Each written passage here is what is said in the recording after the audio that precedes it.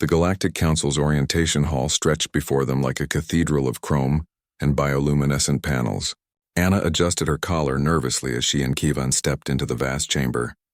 Their boots, specially designed for the Station 0.4G environment, making barely a whisper against the polished floor. "Remember," Kevin muttered from the corner of his mouth, "we're ambassadors. First humans to attend the council in person.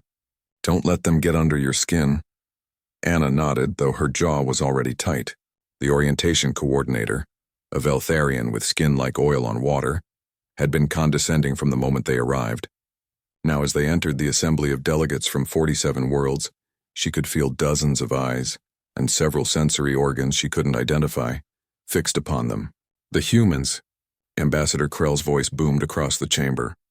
The massive Chronovian gestured with 4 of his 6 arms, his carapace clicking with what Anna had learned was laughter. "Come, come. We've prepared seating that should accommodate your fragile constitution."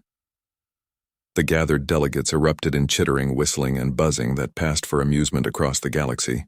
Anna felt heat rise in her cheeks, but Kevin's hand on her shoulder steadied her. They were escorted to chairs that looked more like medical gurneys, complete with restraints and cushioning that would have been appropriate for transporting explosives. The Veltharian coordinator hovered nearby, his translator rendering his lisping speech into crisp English. "We understand your species evolved on a death world," he said, loud enough for the nearby delegates to hear. 10 meters per second squared. Truly barbaric. It's a wonder you develop space travel at all, weighed down as you must be." "We manage," Anna said evenly, though her fingers curled into fists. "Oh, I'm certain you do. In your own heavy way." More laughter rippled through the chamber.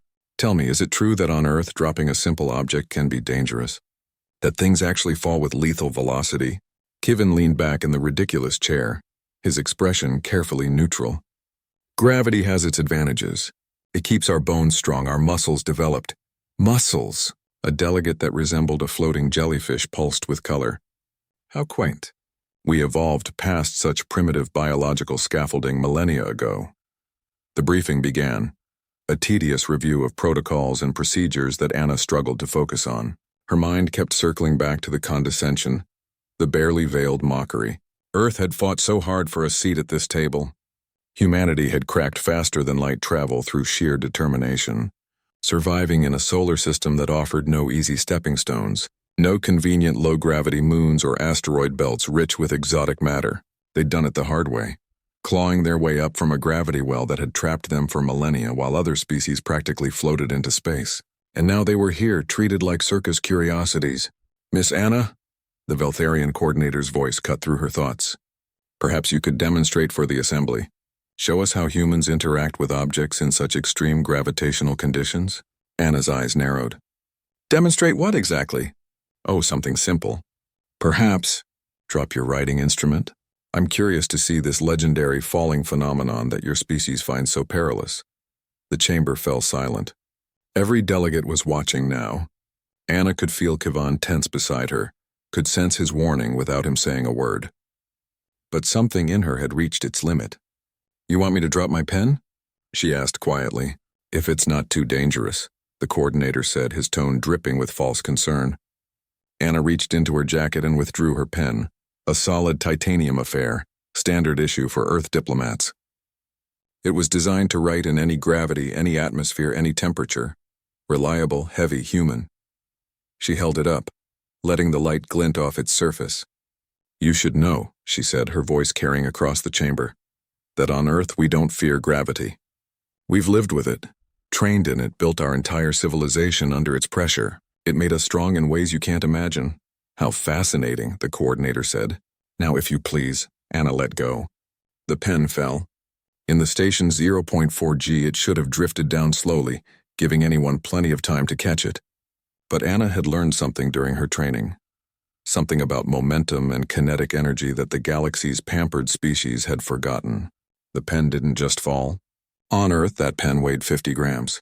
Here it weighed 20. But Anna had thrown it down with the full force of muscles developed under 10 meters per second squared of constant pressure. Muscles that had spent 28 years fighting gravity with every step, every movement, every breath. The pen hit the floor like a railgun slug, The crack echoed through the chamber like a gunshot. The floor, made of thallium composite rated for meteor impacts, spiderwebbed outward from the impact point. Fragments of the supposedly indestructible material skittered across the polished surface. The chamber erupted in chaos. Delegates scrambled backward, some lifting off their seats entirely in the low gravity. Alarms began to wail as the station's sensors detected a structural breach. Anna stood slowly, looking down at the shattered floor, then up at the coordinator's pale, horrified expression. "On Earth," she said calmly, "we drop things all the time. We're used to it." "Are you?" Khyven was beside her now, and she could see him fighting a smile.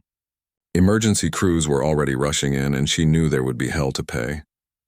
Diplomatic incidents, inquiries, possibly even revocation of their council status. But as she looked around the chamber at the wide eyes and trembling appendages, at the delegates who suddenly seemed to be reassessing the humans in their midst, Anna felt a savage satisfaction. They wanted to see what Earth's gravity could do. Now they knew. Humans weren't fragile because they came from a heavy world. They were forged by it. Every human in the galaxy carried the strength of their homeworld in their bones, their muscles, their very cells. The galaxy had laughed at Earth's gravity.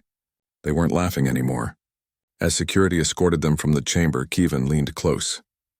"That was either the most brilliant or the most catastrophic thing you've ever done." Anna smiled. "Probably both. But they'll think twice before calling us fragile again." Behind them, the delegates of 47 worlds stared at the cracked floor and whispered among themselves about the terrifying species from the heavy world, and how perhaps, just perhaps, humanity's invitation to the Galactic Council had been more than an act of charity after all.